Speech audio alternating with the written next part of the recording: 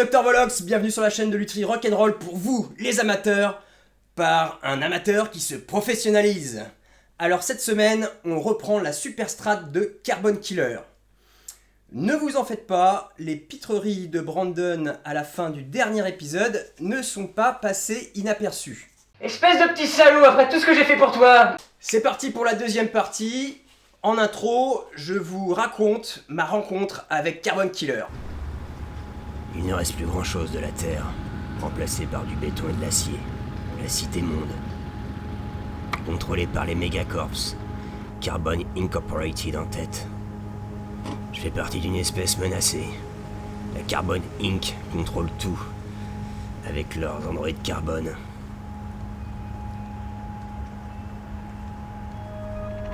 Il n'y a plus que l'église du Soleil Noir qui se bat contre eux. Une bande de fanatiques religieux. Je me demande si le remède n'est pas pire que la maladie. Enfin, leur troupe de choc, les Carbon Killers, foutent un beau bordel. Et ça m'amuse.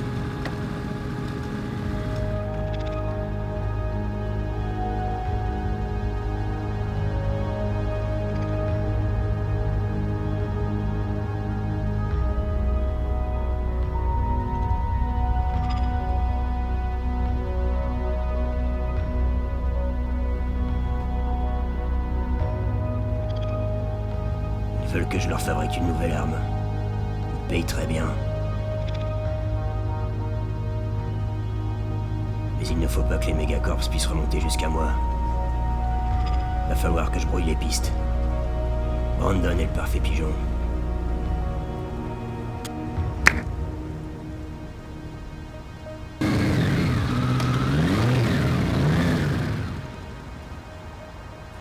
La dernière fois, on avait commencé le corps avec Brandon. Sur cette guitare, on ne peut pas suivre bêtement le gabarit d'une strat. Carbon Killer veut 24 frettes. C'est 3 de plus que sur une strat normale. Le diapason d'une Stratocaster, c'est 25,5. Et si on ajoute 3 cases, la touche va vraiment aller loin dans le corps. On part donc sur un diapason de 25 pour que les 24 frettes tiennent sur un manche standard de strat. On ne fait pas de plan. Il nous faut donc le manche pour placer le chevalet et les cavités micro. C'est parti pour le manche, il faut placer le gabarit sur le débit d'érable. J'ai acheté les érables déjà précoupés car j'en ai pas en stock. Un morceau comme ça pour faire un manche, c'est pas plus d'une quinzaine d'euros chez Guitar & Woods. Il faut placer le gabarit de telle façon à ce que la ligne centrale du manche soit parallèle aux côtés de notre débit d'érable.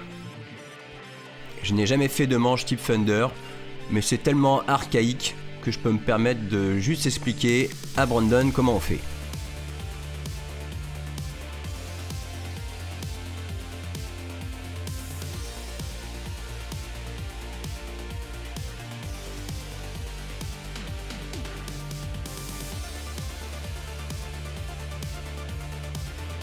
Il faut tracer là où va se trouver le sillet. Et le sillet d'un feuille de rose, c'est très large. Donc on mesure la largeur du sillet. Et on reporte sur notre planche.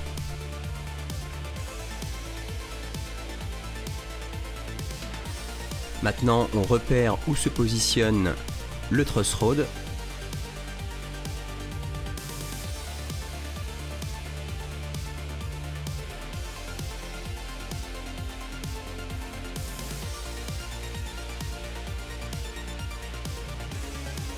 Pour bien fixer notre futur manche à l'établi, on utilise la technique du scotch de masquage superglue.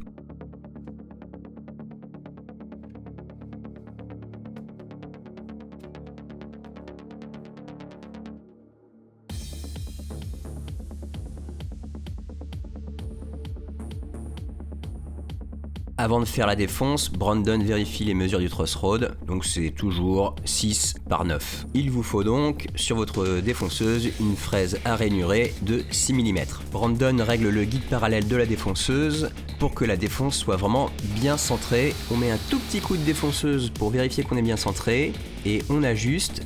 Alors petite pub pour Metabo, vraiment leur guide parallèle est génial, il y a un réglage fin, c'est vraiment très très bien. C'est parti, on peut défoncer, et vous savez qu'on aime ça, chez Dr Volox, la défonce.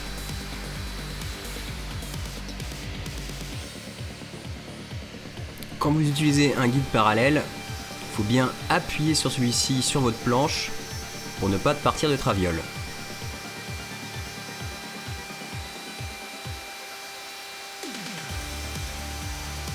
Et n'essayez pas de tout faire en un passage, pour 9 mm, moi je fais toujours 3 passages de 3 mm. Il faut élargir la tranchée de 2 mm au bout du truss rod à l'endroit de la vis. Alors on peut le faire au ciseau à bois. Quand on est un feignant comme Brandon, on passe sur une fraise de 8 mm et le tour est joué. Bon, maintenant faut mettre tout ça au carré, au ciseau à bois.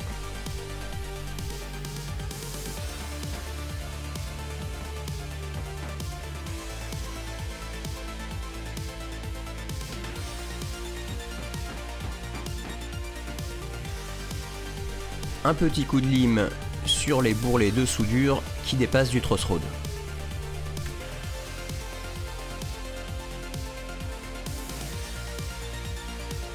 Brandon ne peut pas s'empêcher de faire le pitre. C'est parti, il peut découper le manche à la scie à ruban.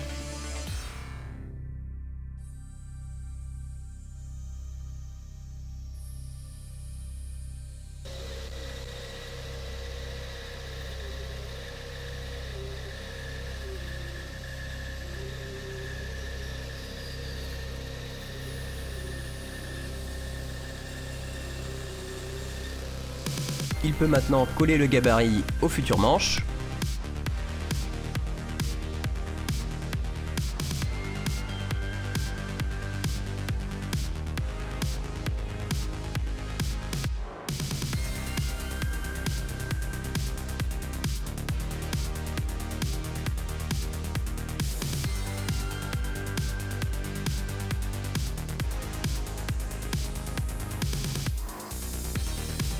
Et on défonce à la fraise à recopier.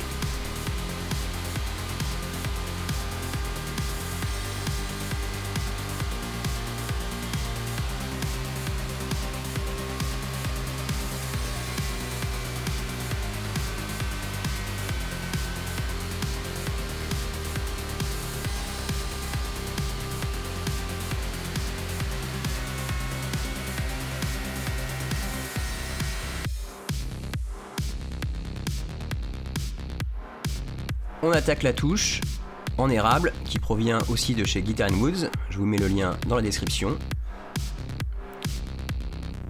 Alors Brandon commence par coller la touche à la règle à fretter.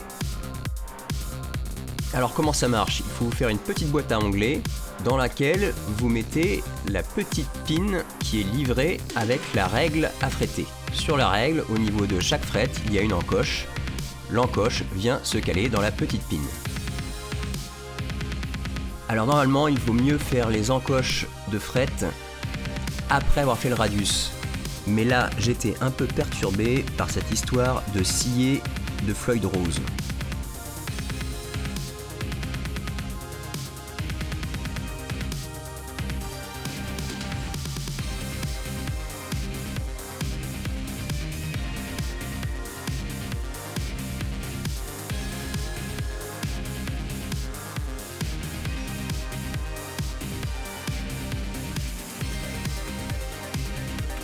Brandon a collé la touche à l'établi et il va pouvoir faire la défonce qui va accueillir le scié du Floyd Rose.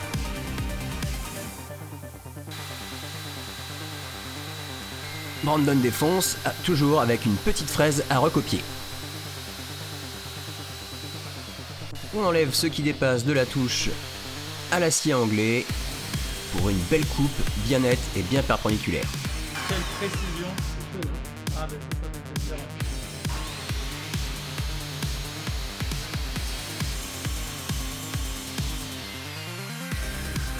On passe au radius avec le guide de défonce. Alors je ne ferai pas de tutoriel sur comment faire un guide de défonce parce que j'en ai déjà un, j'ai pas envie d'en refaire un deuxième. Puis je manque un peu de temps en ce moment. Mais le camarade Vincent Brun va vous en faire un très bientôt. Donc si vous êtes pressé de l'avoir, mettez-lui la pression. Je vous remets le lien de sa chaîne dans la description.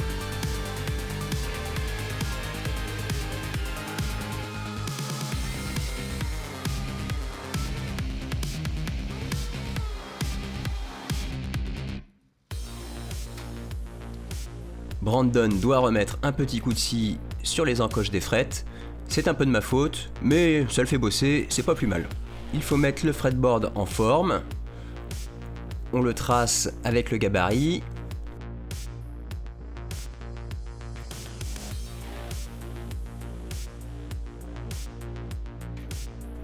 Et on coupe à la scie à ruban.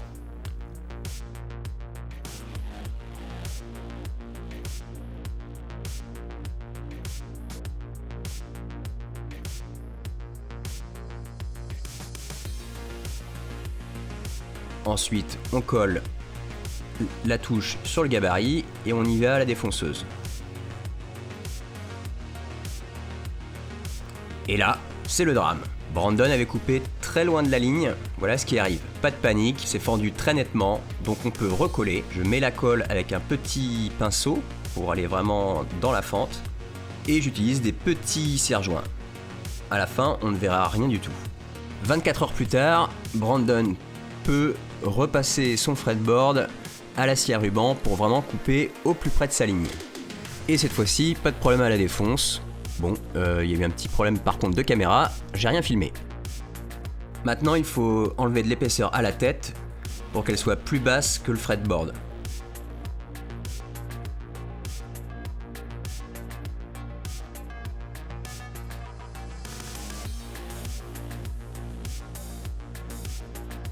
Si vous n'avez pas de scie à ruban, vous pouvez le faire avec une scie japonaise en prenant votre temps pour vraiment scier bien parallèle.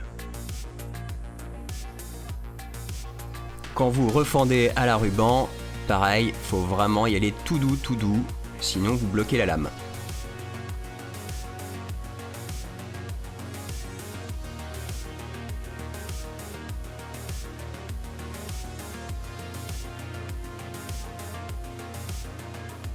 Là, on s'éloigne un petit peu du design original de Thunder pour l'accès au truss rod.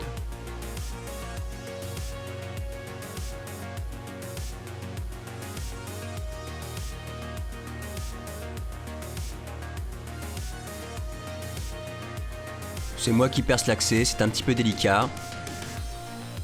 Et en bonus, je vous montre mon aisselle. C'est bon, Brandon peut installer le truss rod. C'est toujours le côté plat du truss rod vers la touche. Alors souvent il a besoin, le truss rod, d'être un petit peu aidé. Voilà, on le tapote gentiment avec un maillet.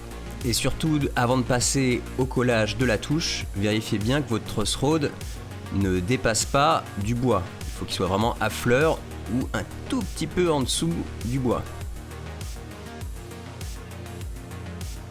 Brandon masque le truss rod pour qu'il n'y ait pas de colle qui coule sur celui-ci. Il faut bien étaler la colle. Il ne faut pas qu'il reste un morceau de bois sans colle. Quelques petits cristaux de sel pour que ça ne glisse pas trop. Et on peut en coller. Alors il faut mettre vraiment un maximum de serre-joints sur toute la longueur de la touche.